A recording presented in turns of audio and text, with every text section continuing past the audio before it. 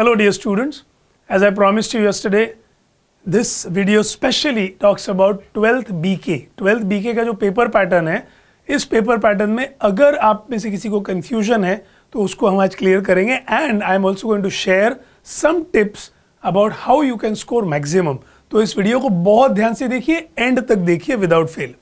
तो आपके कुछ गाइडलाइंस मैं आपके साथ शेयर कर रहा हूँ फॉर बोर्ड एग्जाम प्रिपरेशन. सबसे पहली इंपॉर्टेंट बात, अगर अभी तक आप बहुत सारी बुक्स फॉलो कर रहे हैं, प्लीज रिमेंबर बोर्ड का paper will be only from the government text book. Okay, government की टेक्स्ट बुक्स में ही पेपर आने वाला है विदाउट फेल, बाहर से नहीं आ सकता, दैट्स द रूल. उसके बाद कुछ भी हो जाए, there are many people who say भाई ये इंपॉर्टेंट है, ये कर ले, वो इंपॉर्टेंट है, कर ले, अरे तूने ये किया क्या, वो किया क्या. Don't run after important questions during the days of exam. अभी आपने अभी तक जो पढ़ा है वही बेस्ट है. अगर टेक्स्ट बुक के कुछ especially solved illustrations, remember my words, mark my words, solved illustrations पे आपने जरूर ध्यान देना है. बहुत बार लोग सिर्फ लास्ट के प्रैक्टिकल प्रॉब्लम्स पे ध्यान देते हैं and they ignore the solved illustrations. Please don't do that. Solve किए हुए illustrations कई बार आपके बोर्ड एग्जाम में आए हैं, of course without the solution. Okay, then 1 घंटा रोज लिखने की आदत रखिए. ऑफ कोर्स आपको अभी पता है 10 दिन मुश्किल से बचे, उससे भी कम बचे, but you must write 1 hour every day, नहीं तो आपका रिटन स्पीड, राइटिंग का स्पीड कम पड़ते जाएगा. या फिर अगर आप स्पीड बढ़ाते हो तो आपका प्रेजेंटेशन, हैंड राइटिंग टैफिश होगा. We don't want that. इसके बाद कुछ भी हो सकता है, बीमारी हो सकती है, आपके पेट में दर्द हो सकता है, पीठ में दर्द हो सकता है, बुखार आ सकता है. ये सब चीज़ों को ध्यान में लेकर ही चलना, और कुछ भी हो जाए हमें अपना ईयर बर्बाद नहीं करना है. इसलिए पहली बात तो बहुत ज़्यादा स्ट्रेस मत लो, पढ़ाई को एंजॉय करो. टेंशन या स्ट्रेस होना ज़रूरी होता है, बिना स्ट्रेस के लाइफ में मतलब नहीं है. आप और मैं जिंदा है क्योंकि हमारे ब्लड में प्रेशर है. प्रेशर नहीं होता तो we would have been dead. So enjoy this. इसके कुछ ही दिन बाद आप वेकेशन एंजॉय कर सकेंगे. देन कोई पेपर डिफिकल्ट भी जाता है तो टेंशन मत लो. ओके, एक पेपर में खराब मार्क्स आए तो आप उसको आगे के पेपर में कवर अप कर सकते हैं. सो हौसला बुलंद रखिए, टेंशन मत लीजिए. नाउ एग्जाम हॉल में क्या क्या चीज़ें आपने ध्यान में रखनी है, फॉलो करनी है. 1.5 घंटा पहले पहुंच जाने का. बोर्ड्स ने बोला है कि भाई आधा घंटा पहले पहुंचो, बट आप 1.5 घंटा पहले, specially those who are travelling by train, those who are travelling by any kind of public transport, traffic jam, कुछ भी रीजन के लिए तैयार रहिए. कंसेप्ट ऑफ कंजर्वेटिज्म आपने सुना है ना, उसे प्रैक्टिस भी करना है. ठीक है, सो बिफोर टाइम पहुंचना बेस्ट है, स्ट्रेस नहीं रहेगा, भागदौड़ नहीं होगी. इसके बाद आपको कोई भी क्वेश्चन सॉल्व करना शुरू करने के लिए डोंट जंप. पहले क्वेश्चन ठीक से पढ़ो, ठीक से पढ़ने के बाद फिर उसे सॉल्व करना स्टार्ट करो. Reading is the most important part of solving. इसके बाद I don't need to say anything about it, इसके बिना एंट्री नहीं है. ठीक है, देन और सिर्फ ब्लू और black pen, no red pen, no green pen, no gel pen, काला पेन या नीला ओनली. ओके, और हाँ, once you start writing a paper with black pen, बीच में ब्लैक का ब्लू नहीं करना, ब्लू का ब्लैक नहीं करना. Stick to one type of ink. Carry your own stationery, pencil वगैरह, पेंसिल स्केल, वहाँ पर जाकर ए माई ए बाबा करने का टाइम नहीं आना चाहिए. You should be self sufficient. Okay, इसके बाद कंपल्सरी है ट्रांसपेरेंट राइटिंग पैड. कोई सुपरवाइजर ऑब्जेक्शन लेगा अगर आपने राइटिंग पैड कोई नॉन ट्रांसपेरेंट वाला यूज़ किया तो. ओके, और ये जो पाउच है, सर मेरे पास पाउच नहीं है, तो भाई ट्रांसपेरेंट पाउच खरीद लो. दे वांट टू इंश्योर कि कोई भी अनफेयर मीन्स, कोई भी कॉपी करने के किस्से ना हो. और हाँ, आज के ये सब चीज़ें तो नॉर्मल है. कैंसिलेशन अवॉइड कीजिए, ओवरराइट मत कीजिए. अगर आपका लिखने में मिस्टेक हो गया तो कट करके वापस लिखिए. अगर आपने कोई अमाउंट, कोई फॉर्मूला गलत लिख दिया, cut it and re right, but do not over right. Okay sir, उसके लिए सिग्नेचर लेना पड़ेगा सुपरवाइजर का. सिर्फ अगर आपने हाफ पेज, फुल पेज, बड़ा कुछ काट छाट हुआ तो, एक आध लाइन, दूसरा लाइन कट हुआ तो you don't need to bother the supervisor. पर ओवर राइट नहीं करना, कट करके लिखना. बहुत इंपॉर्टेंट चीज़, स्मार्टफोन या स्मार्ट वॉच एग्जाम में अलाउड नहीं है. सो एग्जाम हॉल के वेन्यू पे ही पहन के मत जाना, क्योंकि आपको बैग्स वैसे भी बाहर रखने हैं. बाहर रख दिया, किसी ने चोरी कर लिया तो वो अलग टेंशन हो जाएगा. So these are the guidelines that you should follow in the exam hall. I hope they have helped you. Now let's come to the next part. about your accounts paper, about your BK paper. Okay. So question number 1 के बारे में मैंने वैसे भी आपको सबको पहले भी कल के वीडियो में भी बताया था that question number 1 is objectives. Question number 1 में आपको 4 सब क्वेश्चंस पूछे जाएंगे, 5 मार्क्स ईच. ओके, सो 5 मार्क्स ईच के आपके 4 सब क्वेश्चन है. अब ये कौन से 4 सब questions? That is completely paper setter की मर्जी. It could be anything of the 10 options that you have at the end of every chapter. Her chapter के एंड में जो ऑब्जेक्टिव क्वेश्चंस है एक्सरसाइज पार्ट में, उसमें आंसर इन 1 सेंटेंस भी आ सकता है, गिव 1 वर्ड और टर्म भी आ सकता है, ट्रू और फॉल्स विद रीजन भी आ सकता है, फिल इन द गैप्स भी आ सकता है, calculate the following, anything is possible. आपको बेसिकली वो सब करके जाना पड़ेगा. You have to be prepared. Now coming to question number 2 and 3, this is something that we discussed yesterday's clip also कि एडमिशन पहले कैसा था, क्वेश्चन 2 में या तो एडमिशन या रिटायरमेंट, और क्वेश्चन 3 में डिसोल्यूशन और bill of exchange option. Now it is not like that. Question number 2 and 3 में ये 4 में से कोई भी टॉपिक्स पूछे जा सकते हैं. फॉर एग्जाम्पल क्वेश्चन नंबर 2 में एडमिशन ऑफ पार्टनर को बिल ऑफ एक्सचेंज भी ऑप्शन में आ सकता है, एंड क्वेश्चन नंबर 3 में रिटायरमेंट को डिसोल्यूशन या रिटायरमेंट को बिल ऑफ एक्सचेंज भी आ सकता है.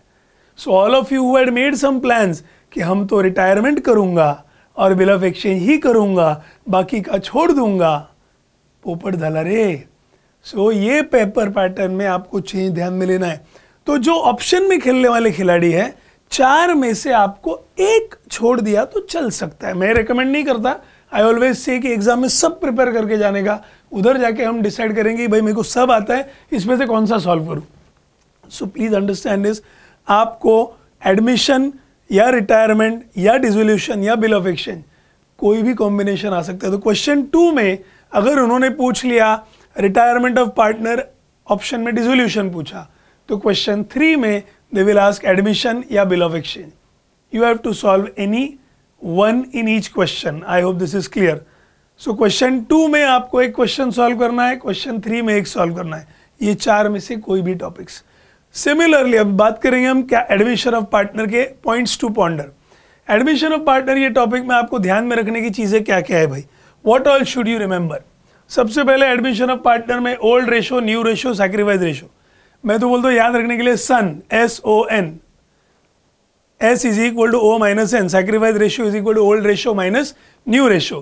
तो ये रेशोज आपको ध्यान में रखने, कैसे कैलकुलेट करना है. मिसिंग रेशो होगा तो दैट इज वन थिंग. दूसरा, आपको एक्यूमुलेटेड प्रॉफिट जो रिजर्व्स अनडिस्ट्रीब्यूटेड है, जनरल रिजर्व या रिजर्व फंड, वो बांटने किसको है? सिर्फ ओल्ड पार्टनर्स को. नए आने वाले प्राणी का उस पर कोई अधिकार नहीं है, और वो बांटने किस रेशियो में? ओल्ड रेशियो में. ये एक बात इंपॉर्टेंट ध्यान में रखनी है. इसके अलावा अगर रिवैल्यूएशन का प्रॉफिट लॉस, रिवैल्यूएशन अकाउंट या profit and loss adjustment account जो बनता है, उसमें जो प्रॉफिट या लॉस है वो भी ओल्ड पार्टनर्स को ही मिलेगा और वो भी ओल्ड रेशियो में ही बटेगा. Remember that. इसके अलावा गुडविल के एडजस्टमेंट्स, गुडविल में अलग अलग ऑप्शंस पॉसिबल है. गुडविल कैश में लाया है या रेज किया है, राइट ऑफ किया है, वो सब आपको याद रखना है.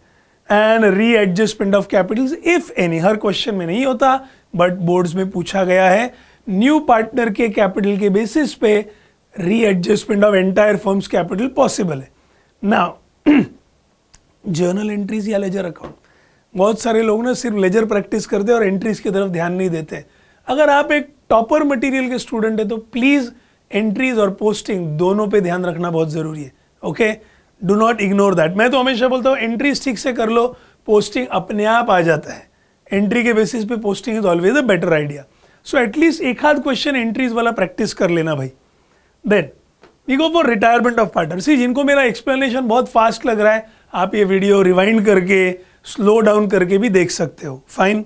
देन रिटायरमेंट ऑफ पार्टनर में अगेन व्हाट इज पॉसिबल, यहाँ पर भी वही कि एंट्रीज आएंगी या ledger accounts. You have to pay attention. Same बात जो मैंने एडमिशन में बोली थी यहाँ पर भी अप्लाई हो रही है. यहाँ पर भी ओल्ड रेशो, न्यू रेशो, और यहाँ सैक्रिफाइस रेशो नहीं होता, गेन रेशो. एक बंदा जाने की वजह से बाकी लोगों को क्या बेनिफिट हो रहा है. ठीक है, तो old ratio new ratio minus करोगे तो गेन रेशो आपको मिलने वाला है. इसके अलावा अगेन एक्यूमुलेटेड प्रॉफिट लॉसेस, पुराने प्रॉफिट लॉसेस अब किसको मिलेंगे? सारे पार्टनर्स को मिलेंगे, क्योंकि जाने वाला भी अपना हिस्सा लेके जाने वाला है। So all partners old ratio, admission में अलग था, यहां अलग है। देन प्रॉफिट लॉस भी रिवैल्यूएशन का किसको मिलेगा? All partners old ratio. Is that fine? And goodwill के एडजस्टमेंट यहां पर भी है ऑब्वियसली। एंड रिटायरिंग पार्टनर का सेटलमेंट कैसे हो रहा है? वो पार्टनर अगर रिटायर हो रहा है तो उसका अमाउंट पूरा पे हो रहा है या लोन अकाउंट में ट्रांसफर किया जा रहा है। क्वेश्चन में आपको ये इंस्ट्रक्शन दिए जाएंगे, ध्यान से क्वेश्चन पढ़ना तो आपको बराबर सॉल्यूशन मिलेगा। बिल्स ऑफ एक्सचेंज की बात करते हैं। आपको याद होगा तो क्वेश्चन 2 और 3 में ये जो 4 टॉपिक्स है, admission, retirement, bill of exchange and आपका 4th टॉपिक जो है डिसोल्यूशन, इनमें से कोई भी टॉपिक में से पूछ सकते हैं। बिल्स ऑफ एक्सचेंज में याद रखने की बातें क्या है?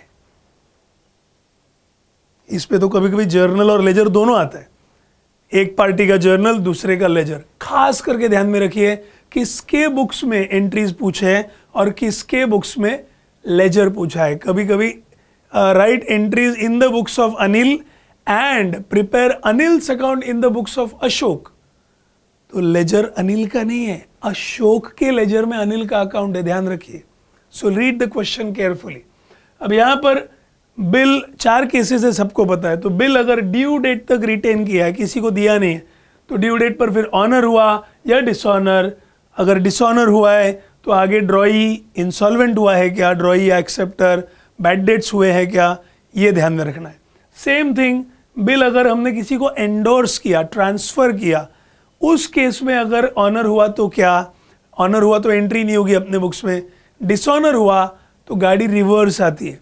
ऑलवेज रिमेंबर, डिसऑनर हुआ तो गाड़ी रिवर्स आएगी, आपको पहले वाले पार्टी को डेटर बनाना पड़ेगा।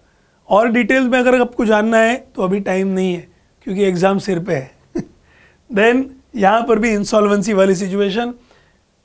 तीसरा ऑप्शन डिस्काउंटिंग द बिल, आपने बिल ऑफ एक्सचेंज डिस्काउंट किया, बैंक को बेचा, और वो बेचने के बाद भी ड्यू डेट पर या तो हैप्पी न्यूज़ या फिर बैड न्यूज़, और अगर बैड न्यूज़ के बाद इंसॉल्वेंसी हुआ तो वो भी एक ऑप्शन है।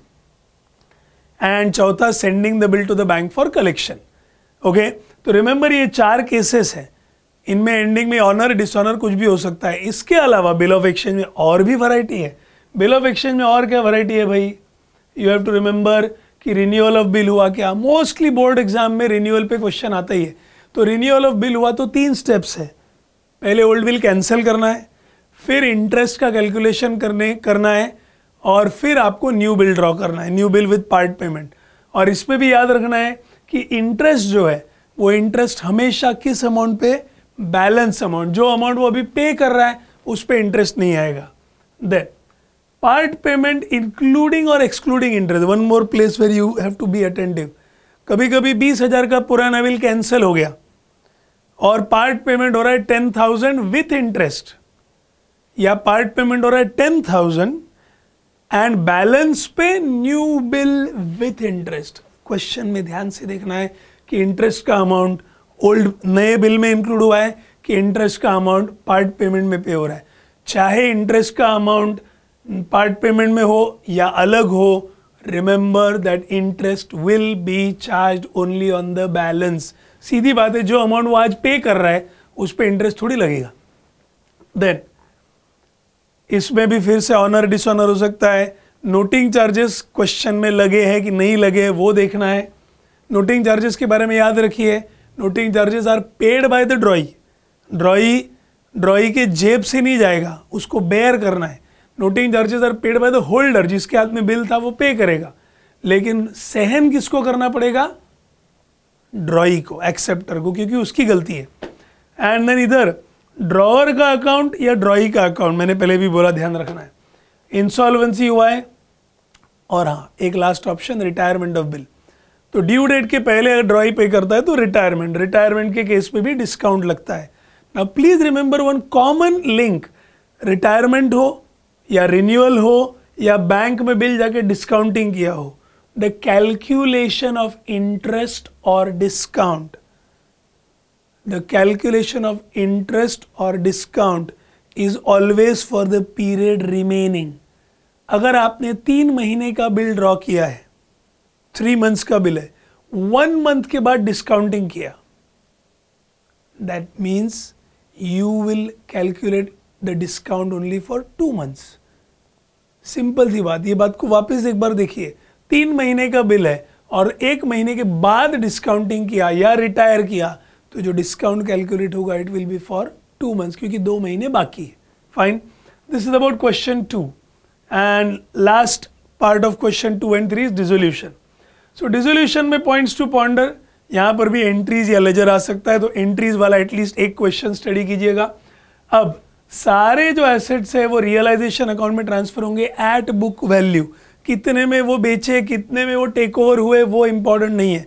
रियलाइजेशन में वो बैलेंस शीट से एज इट इज जाएंगे, लायबिलिटीज भी जाएंगे at book value. Okay, assets सब डेबिट में जाएंगे, लायबिलिटीज सब क्रेडिट में जाएंगे। एसेट्स बेचे हैं तो जो actual amount, you are not suppose to calculate profit loss at time of each sale. जो अमाउंट में बेचा actual selling price, realisation price, आप रियलाइजेशन अकाउंट में रिकॉर्ड करोगे। लायबिलिटीज भी एक्चुअल अमाउंट, रियलाइजेशन एक्सपेंसेस होंगे, तो एक्सपेंसेस कौन बेयर कर रहा है वो भी देखना क्वेश्चन में, वो हिसाब से पोस्टिंग करना। कभी फर्म बेयर कर दिए, कभी कोई पार्टनर बेयर करता है, you have to pay attention to that. Then partner का लोन अगर सेटल किया है तो वो कैसे सेटल हुआ है, फर्म ने पे किया है कि कोई पार्टनर टेक ओवर कर रहा है, वो ध्यान में रखने की बात। एंड रियलाइजेशन का प्रॉफिट लॉस।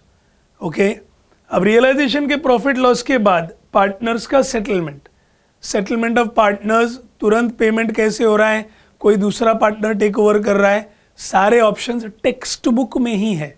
ओके, इतना ही नहीं, आपको इंसॉल्वेंसी के बारे में भी डिसोल्यूशन में ध्यान में रखना है, क्योंकि इंसॉल्वेंसी के टाइम क्या क्या पॉसिबिलिटीज है, या तो एक पार्टनर इंसॉल्वेंट हुआ है या फिर 2 पार्टनर्स, और बहुत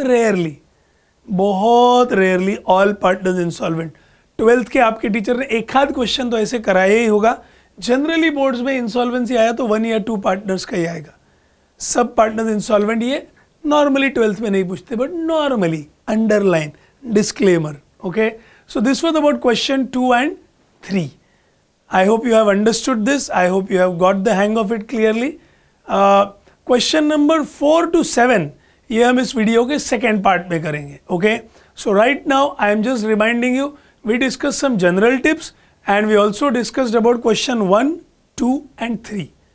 For the remaining part, please check the next video. Thank you and all the best.